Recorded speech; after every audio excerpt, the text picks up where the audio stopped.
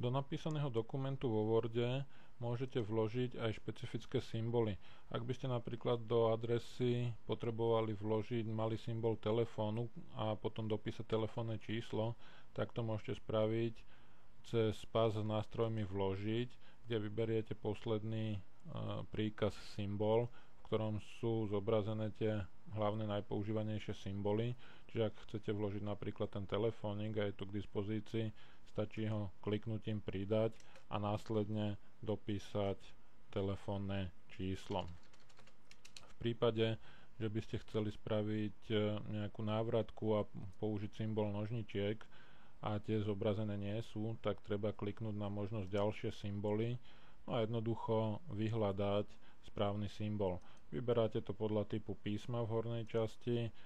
Písma Wingdings zobrazujú tieto symboly, takže stačí kliknúť na tlačidlo s nožničkami, príkaz vložiť a automaticky sa vloží do dokumentu na pozíciu kurzoru.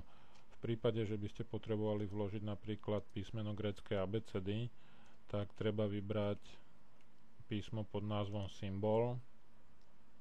No a chcete napríklad k nejakej cene za služby doplniť z gréckej abecedy sigmu, tak jednoducho na ňu kliknete, v písme symbol dáte vložiť a na pozíciu kurzoru sa symbol vloží. Takto môžete vyhľadávať aj rôzne ďalšie, aj z našej štandardnej abecedy.